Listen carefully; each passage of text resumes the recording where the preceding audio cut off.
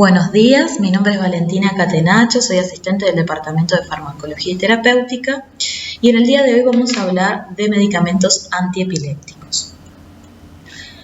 Antes de comenzar, debemos trazarnos cuáles son los objetivos del tratamiento con antiepilépticos. Podemos definir en grande dos objetivos. Por un lado, tratar la crisis, o sea, el objetivo en agudo, su acción anticonvulsivante, en la cual los antiepilépticos se utilizan no solo para tratar eventos de etiología epiléptica, sino también crisis sintomáticas, como por ejemplo debidas a un traumatismo de cráneo, debidas a la fiebre, sobre todo en niños, a tóxicos, abstinencia alcohólica, etc. Entonces, aquí se objetiva su acción anticonvulsivante. Por otro lado, el tratamiento prolongado con antiepilépticos se utiliza para prevenir el desencadenamiento de la crisis, ahora sí hablando de la enfermedad de epilepsia. Entonces, aquí se observa la acción antiepileptógena y neuroprotectora. De todas formas, es importante destacar que los antiepilépticos no curan la epilepsia, sino que disminuyen el número de crisis en el paciente epiléptico. Y por supuesto, como siempre en farmacología y en este grupo de fármacos en especial, debemos realizar el tratamiento minimizando el riesgo de reacciones adversas. Bueno, ¿en qué vamos a basar la selección del antiepiléptico? Como siempre en farmacología hablamos de las 4 características fundamentales en las cuales nos basamos para la selección de un medicamento. Y estas son la eficacia y efectividad, la seguridad, la conveniencia y el costo. En el caso de los antiepilépticos vamos a agregar el espectro antiepiléptico debido a que cada medicamento se va a utilizar para determinado tipo de crisis epiléptica. Y además, como siempre también, vamos a hablar de la experiencia clínica. Bueno, para hablar un poco del espectro de antiepilépticos, podemos ver aquí en este cuadro que es extraído del libro Goodman y Gilman de la 12ª edición y divide a la epilepsia en las convulsiones parciales y generalizadas, como ustedes conocen, y dentro de las parciales, la parcial simple y la compleja, y las generalizadas, los distintos tipos como ausencia, convulsiones mioclónicas, tónico-clónicas. Como ejemplo podemos observar el caso de la carbamazepina, que la utilizamos generalmente para las convulsiones parciales, y la etosuximida para las crisis generalizadas de ausencia. Esto se va a basar en sus mecanismos de acción que a continuación vamos a hablar. En el caso, por ejemplo, del valproato, es un antiepiléptico de amplio espectro, por lo cual es eficaz tanto en crisis parciales como generalizadas. Y ahora vamos a hablar del perfil farmacológico de algunos medicamentos, vamos a hablar del mecanismo de acción y luego profundizaremos en algunos antiepilépticos. Con respecto al mecanismo de acción de los antiepilépticos, existen 3 mecanismos básicos. La inhibición de los canales de sodio, voltaje dependientes, que es el caso de algunos antiepilépticos como la difenilidantoína, la carbamazepina, el valproato, la lamotrigina, entre otros. La modificación del tono neurotransmisor GABAérgico, que estamos hablando de un aumento del tono GABAérgico, por lo tanto un aumento de la inhibición GABA. Y en este caso hablamos de las benzodiazepinas, los barbitúricos y también la vigabatrina, entre otros. Y luego hablamos de la inhibición de los canales de calcio de tipo T de las neuronas talámicas, lo cual va a estar involucrado con las ausencias que hemos mencionado. Y en este caso tenemos el valproico y la etosuximida. Bueno, para hablar un poco de la difenilidantoína, como dijimos, su mecanismo de acción es inhibir los canales de sodio voltaje dependientes. Fue el primer antiepiléptico que identificó una acción anticonvulsivante sin tener acción sedante. ¿Sí? Los primeros antiepilépticos que se identificaron fueron los barbitúricos, pero también poseían una acción sedante. Este medicamento, como característica, tiene una farmacocinética compleja. Por un lado, tiene una unión a proteínas plasmáticas elevada, cerca del 90%. Esta característica es importante porque las pequeñas variaciones van a modificar la cantidad de fármaco libre. Por ejemplo, en recién nacidos o en pacientes que tienen hipoalbuminemia por algún motivo, como por ejemplo en la cirrosis hepática, va a obligar a corregir la dosis de fenitoína porque, debido a que presentan menos albúmina en sangre, la proporción de fenitoína libre va a ser mayor y es aquella la que es farmacológicamente activa. Por otro lado, es un medicamento que presenta metabolización hepática elevada, cerca del 95%. Y es una metabolización realizada por enzimas microsomales del citocromo P450, que ahí están cuáles son las enzimas que la metabolizan. Pero a su vez es un medicamento que induce el metabolismo microsomal de otras enzimas. Por lo tanto, esto va a tener que ver con las interacciones que vamos a hablar más adelante. Y además es un medicamento que presenta una cinética de eliminación llamada no lineal o de orden cero. Esto quiere decir que a determinadas concentraciones, que se habla de concentraciones mayores a 10 microgramos por mililitro, su eliminación se va a saturar, lo que tiene que ver también con el riesgo de intoxicación. Y luego, la vía de administración puede ser vía oral o intravenosa, y en el caso de la vía intravenosa debemos destacar que debe ser lenta porque un acceso intravenoso rápido puede producir efectos cardiovasculares como arritmias e hipotensión arterial. Y además debe diluirse en suero fisiológico porque en suero glucosado este medicamento precipita. Respecto a los efectos adversos, podemos clasificarlos, en este caso en los efectos adversos graves, que si recordamos su definición, son aquellos efectos que provocan la muerte, la hospitalización o la incapacidad. Y los ejemplos de estos efectos en la fenitoína son el síndrome de Stevens-Johnson, que es un efecto adverso de piel, que vamos a hablar más adelante, vamos a profundizar, y efectos hematológicos como neutropenia, leucopenia, aplasia. Luego tenemos efectos adversos frecuentes que vamos a dividir en dosis dependientes y dosis independientes. Los efectos dosis dependientes son los llamados tipo A y como verán son frecuentes, ahí existe el porcentaje de 15 a 38%, y son los efectos del sistema nervioso central como nistagmo, disartria, mareos, los cuales con el paso del tiempo logran una tolerancia, por lo tanto disminuyen estos efectos. Y luego tenemos los efectos dosis independientes o tipo B, que por ejemplo se ve el acné, el hirsutismo, la hiperplasia gingival, que es un efecto frecuente, muy frecuente, del 30 al 50% y que se ve mayormente en niños. Luego la anemia megaloblástica, que es un efecto hematológico pero no severo. Este efecto se observa por la alteración de la absorción de folatos que causa la fenitoína. Y bueno, y los otros efectos que ustedes ven, como el rash cutáneo morbiliforme, que son efectos de piel que no son severos como el Stevens-Johnson, entre otros. Y luego podemos hablar de efectos, podemos mencionarlos como metabólicos, que se observa, por ejemplo, la osteomalacia y la hipocalcemia.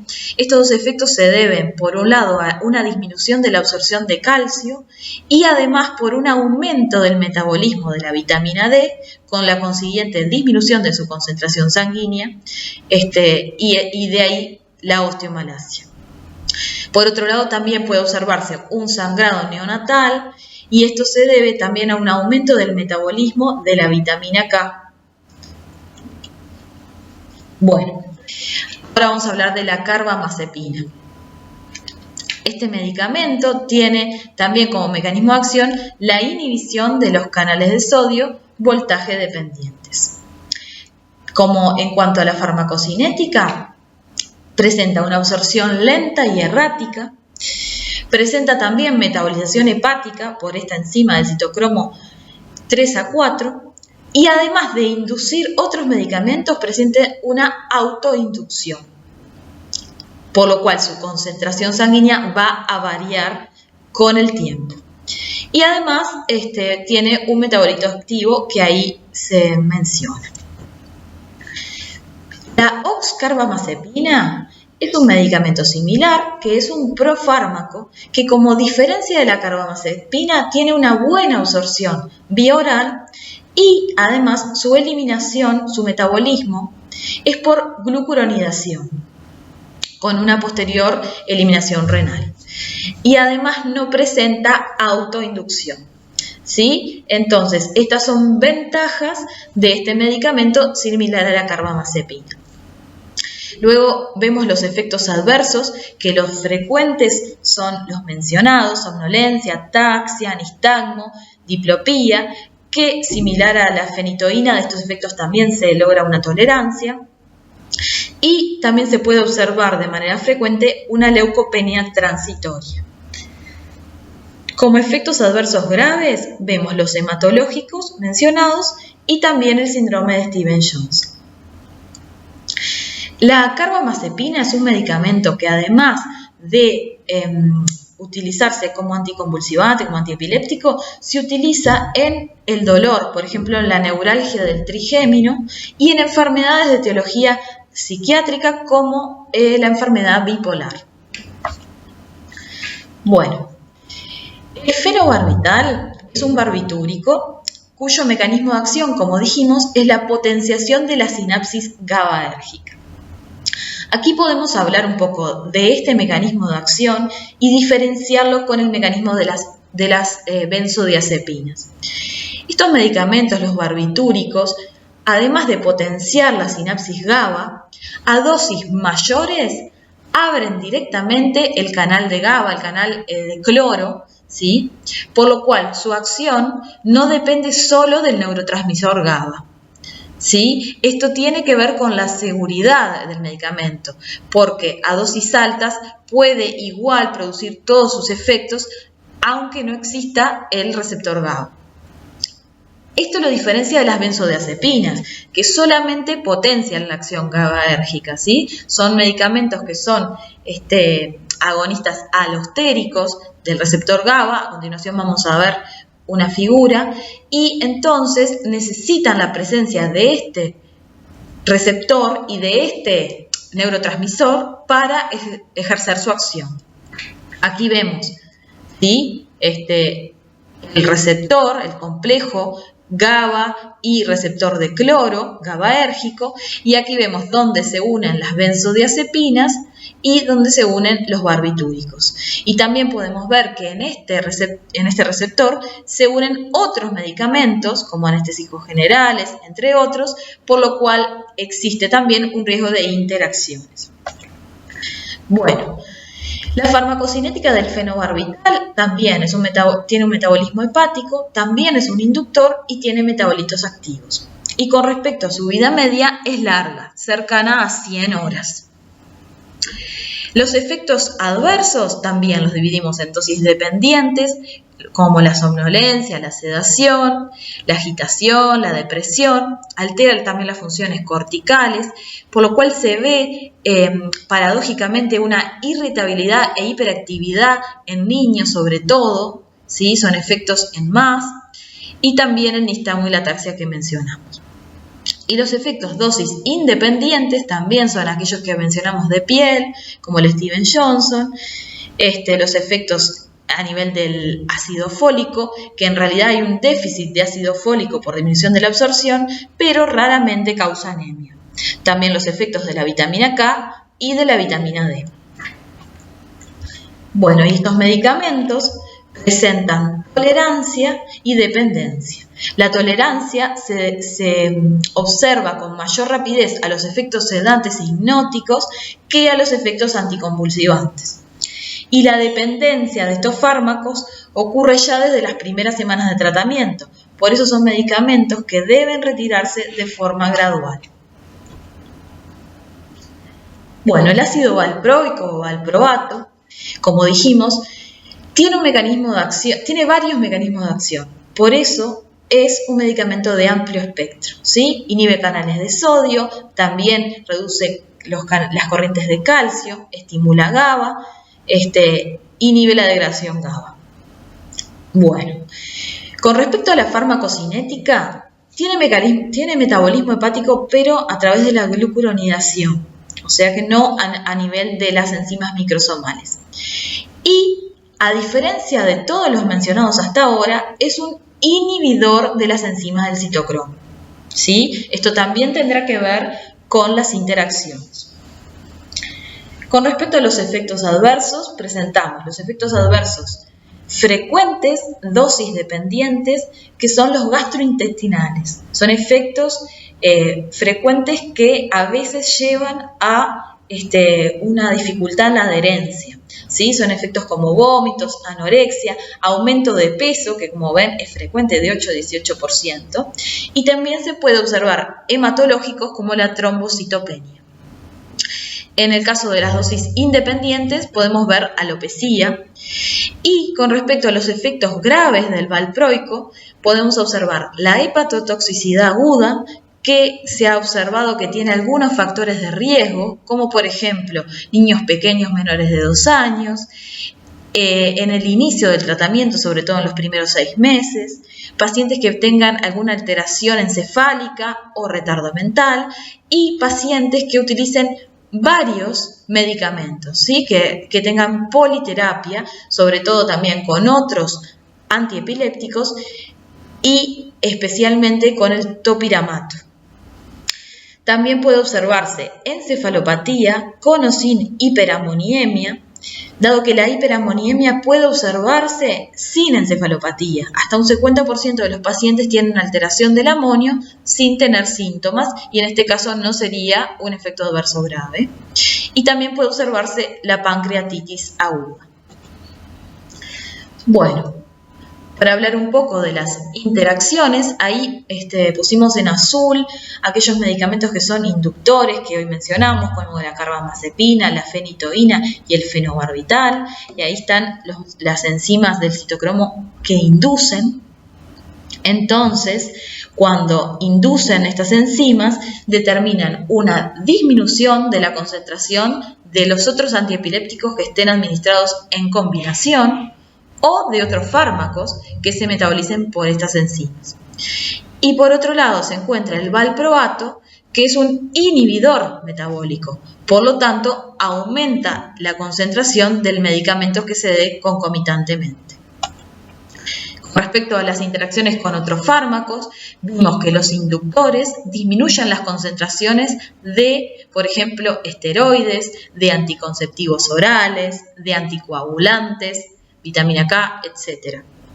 Y los inhibidores de los citocromos, como por ejemplo los macrólidos, el omeprazol, esos medicamentos pueden aumentar las concentraciones de los antiepilépticos. Bueno, hay una clasificación de nuevos antiepilépticos, si bien algunos ya se conocen de hace más de 10 años, y están aquí en la tabla 1, se observan algunos ejemplos como la vigabatrina, la lamotrigina, gabapentina, topiramato, entre otros. Estos medicamentos están indicados sobre todo cuando el antiepiléptico clásico no logró la efectividad necesaria, no disminuyó el número de crisis y debe agregarse otro medicamento. La mayoría, como dijimos, son asociados a los clásicos y en realidad es importante destacar que estos medicamentos no mejoraron la eficacia de los antiepilépticos clásicos. En realidad sus ventajas se observan a nivel de la farmacocinética, que es más simple, y los efectos adversos. Si bien debemos destacar que hay algunos antiepilépticos nuevos que pueden generar efectos adversos graves, como el ejemplo de la ceguera por alteración del campo visual, en el caso de la vigabatrina, y el síndrome de Stevens-Johnson con la lamotrigina. ¿Sí? Entonces, los efectos beneficiosos de estos medicamentos, sobre todo, se observan a nivel de la farmacocinética, dado que la mayoría de estos medicamentos no presentan un metabolismo hepático ni una inducción hepática. Entonces, también presentan beneficios en el caso de las interacciones. Bueno, y para hablar del tratamiento de la crisis, debemos entonces tener en cuenta los antiepilépticos de acción inmediata. ¿Por qué? Porque debemos encontrar una concentración sanguínea, una concentración en el sistema nervioso central, un pasaje de barrera hematoencefálica rápido para poder yugular la crisis. ¿Qué medicamentos antiepilépticos podemos tener en cuenta en este caso? Bueno, vamos a hablar de las benzodiazepinas. ¿Por qué? Porque son medicamentos muy liposolubles que pasan rápidamente la barrera hematoencefálica y por lo tanto llegan rápido al sistema nervioso central y empiezan a actuar en minutos. Aquí pusimos como ejemplo 3 benzodiazepinas distintas, todas ellas eficaces en el tratamiento de la crisis epiléptica en agudo. Y vamos a ver algunas características farmacológicas, farmacocinéticas que las distinguen. Midazolam y diazepam, como ustedes verán, tienen una liposolubilidad relativa elevada, mayor a 1, ¿sí? Entonces presentan rápido pasaje de la barrera hematoencefálica, pero el problema que tienen es que existe una redistribución rápida a los distintos tejidos como el músculo, el tejido adiposo. Entonces, en este caso, la redistribución disminuye el efecto, ¿sí? Se produce una interrupción rápida del efecto en minutos. Por lo tanto, si tenemos, por ejemplo, un estado de mal epiléptico, debemos continuar con el goteo o pasar a otro antiepiléptico. Y el caso del lorazepam tiene una diferencia en cuanto a la duración, que tiene una duración mayor del efecto. De todas formas, no es una diferencia mayor, digamos, es una diferencia de minutos, ¿sí? Entonces, si tenemos el estado de mal, también tenemos que seguir con un goteo de lorazepam. Bueno, continuando entonces, podemos decir que todas estas benzodiazepinas son eficaces en el tratamiento inmediato de las crisis convulsivas. Además, podemos decir que idealmente debemos utilizar la vía intravenosa para lograr un efecto rápido, evitando la absorción, y que las características farmacocinéticas y fisicoquímicas de estas benzodiazepinas van a determinar pequeñas diferencias en la duración del efecto y en el inicio de acción.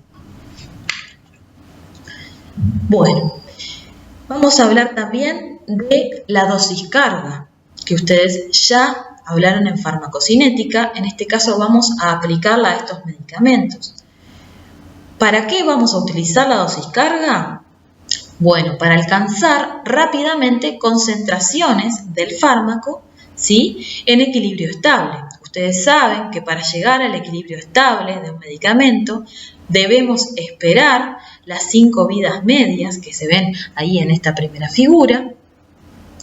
Y en el caso, por ejemplo, de antiepilépticos como el fenobarbital, con su vida media de 100 horas, deberíamos esperar aproximadamente 2 semanas para llegar a este estado de equilibrio estable. Cuando debemos administrar el medicamento y lograr un efecto antes, en este caso podemos utilizar la dosis carga. Entonces, hablando de medicamentos con vida media prolongada o también con volumen de distribución grande, ¿sí?, en cualquiera de estos casos podemos utilizar la dosis carga. Bueno, ahora vamos a hablar de lo que es la monitorización sanguínea. Pero antes debemos mencionar que la monitorización en farmacología es por un lado, clínica y por otro lado, sí, paraclínica. Entonces, con respecto a la monitorización clínica, debemos observar los efectos deseados, los efectos farmacológicos y también efectos adversos.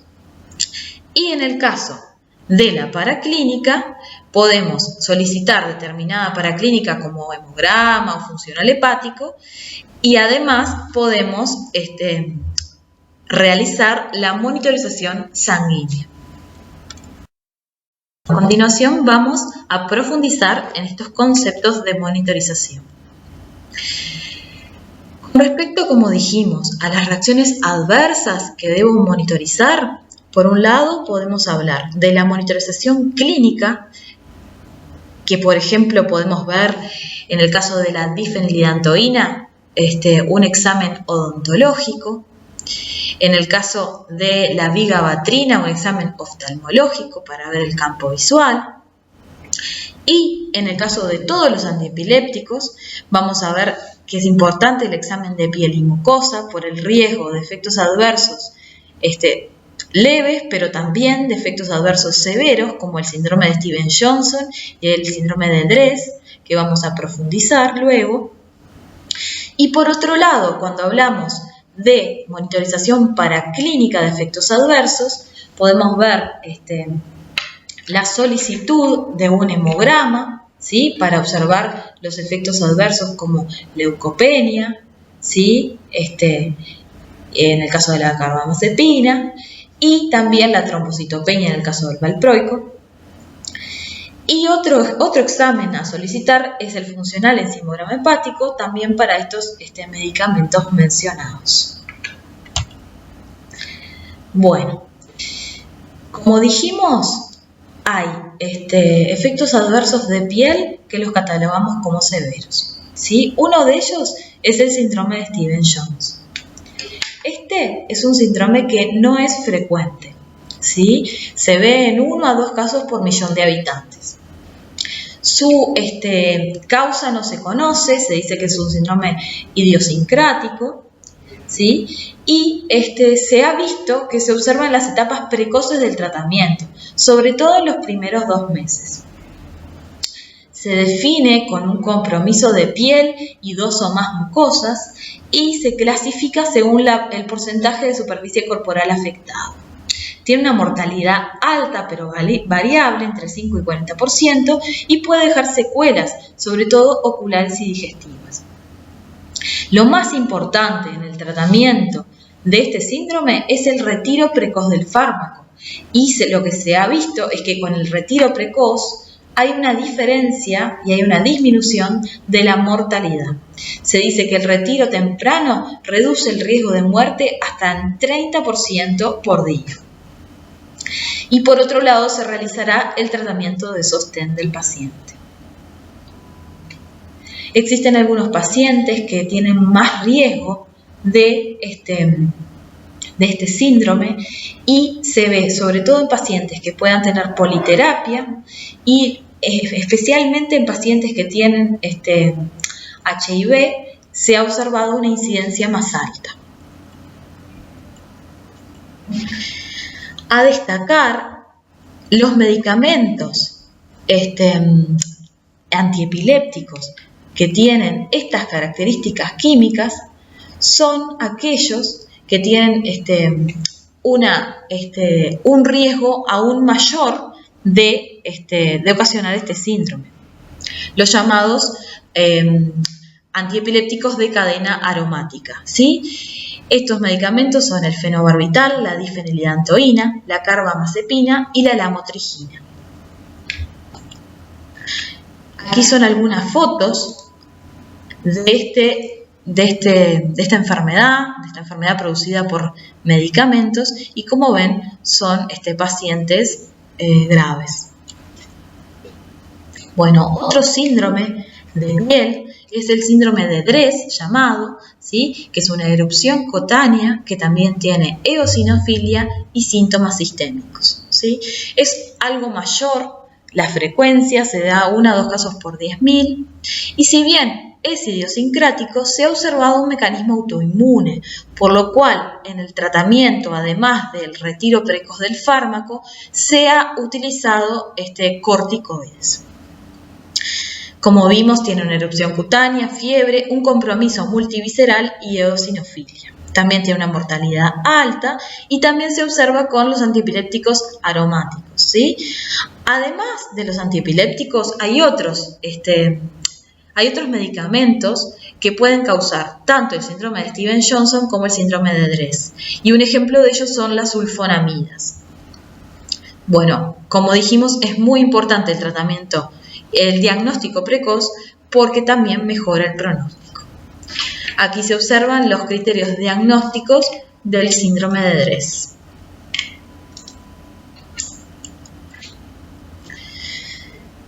Bueno, en ambos es importante estar muy atentos en las etapas precoces de tratamiento con antiepiléptico, en el inicio del tratamiento, sobre todo con los antiepilépticos aromáticos, en los primeros 2 meses de tratamiento. Y también es importante realizar diagnósticos diferenciales. Los efectos adversos observados pueden ser, por ejemplo, inicialmente una reacción en piel, puede ser un exantema de etiología viral, pero debemos estar atentos dado que estos efectos graves pueden empezar como una simple erupción de piel. Y otro problema que se plantea luego de que se observa un efecto así es qué antiepiléptico utilizar posteriormente, porque el paciente sigue siendo epiléptico y sigue teniendo riesgo de crisis. Uno de los medicamentos utilizados son las benzodiazepinas porque tienen bajo riesgo de estos efectos. Bueno, si vamos específicamente a la monitorización sanguínea, debemos también hacernos algunas preguntas. ¿Por qué solicitar una dosificación sanguínea de antiepilépticos? ¿Qué dosificar y cuándo? ¿Cómo dosificarlo? Y cómo interpretar los resultados. Bueno, ¿por qué dosificar antiepilépticos? Antes de dosificar cualquier medicamento, debemos tener en cuenta algunas características. Primero, este medicamento debe tener una buena relación entre la concentración sanguínea y el efecto. Si, por ejemplo, nos planteamos un ejemplo en el caso de los glucocorticoides, esos son medicamentos en los cuales la concentración sanguínea no tiene que ver con su efecto, porque tienen un mecanismo de acción que es distinto, que involucra el núcleo, y entonces si yo dosifico no voy a tener una relación con el efecto. En el caso de los antiepilépticos sí tiene relación con el efecto. También son medicamentos en los cuales es difícil monitorizar sus efectos terapéuticos porque su efecto simplemente es evitar la convulsión, a diferencia de otros medicamentos como por ejemplo los antihipertensivos, en los cuales es muy fácil monitorizar su efecto terapéutico simplemente con medir la presión arterial.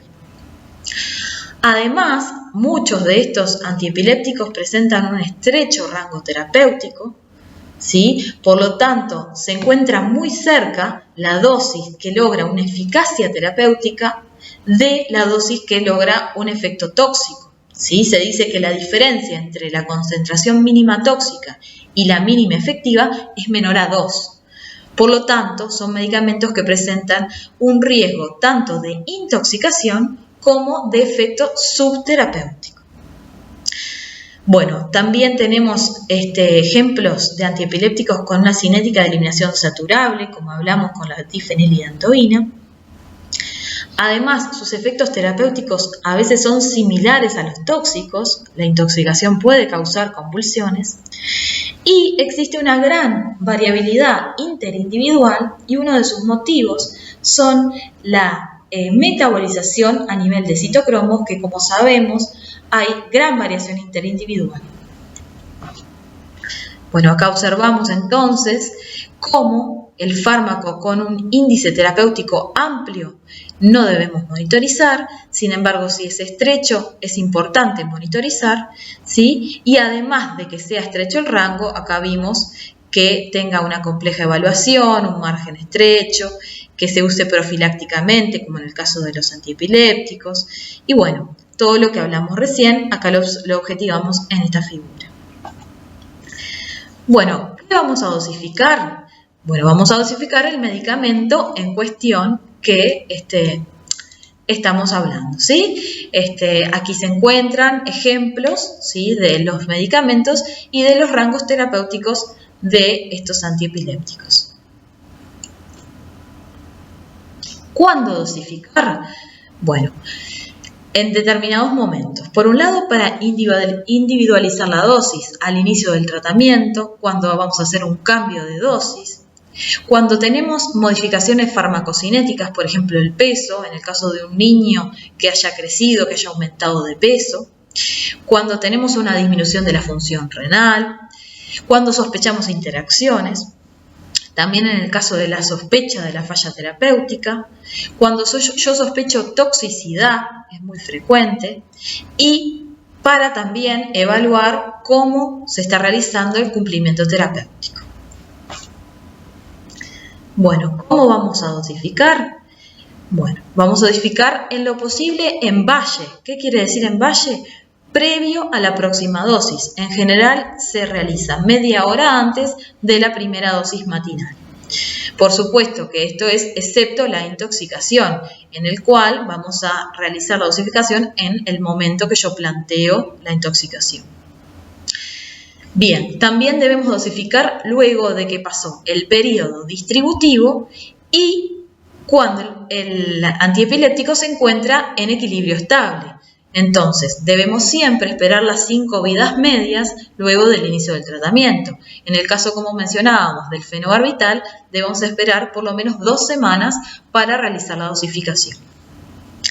Y bueno, vamos a poner la información relevante, como no extraer de la muestra, ¿sí? No extraer la muestra de la vía, ¿sí? Vamos a anotar siempre la hora de extracción de la muestra y los medicamentos concomitantes que el paciente recibía, cuándo inició el tratamiento con antiepilépticos y bueno, como siempre, las patologías concomitantes. Acá observamos en esta figura, ¿sí?, cómo este rango terapéutico, ¿sí?, este rango que observamos es una medida poblacional, ¿sí? Cuando nosotros decimos que se encuentra entre determinadas concentraciones su rango, estamos diciendo que hay una población en la cual se estudió que tiene ese rango terapéutico. Pero como siempre vamos a ver que existe un porcentaje de individuos que sean llamados hiperreactivos, que quiere decir que con concentraciones bajas del medicamento, aunque estén por debajo de ese rango terapéutico poblacional, igual se observa efecto. Y por otro lado, los individuos hiporreactivos, en los cuales necesiten grandes concentraciones para alcanzar el efecto. Por eso es que siempre debemos evaluar junto con la clínica y no solamente el rango terapéutico a secas, ¿sí?, o la medida de esa dosificación sanguínea a solas. Entonces, como dijimos, debemos interpretar los resultados en función de la clínica del paciente. Para finalizar, vamos a resumir algunas formas de minimizar el riesgo en el caso del uso de antiepilépticos. Debemos monitorizar la respuesta terapéutica, como dijimos, pensar siempre en las reacciones adversas, tanto de forma clínica como de forma paraclínica, pensar también en las interacciones, realizando una buena anamnesis farmacológica, tanto entre distintos antiepilépticos como con otros medicamentos, monitorizar en plasma cuando sea necesario y valorar siempre la conveniencia para el paciente.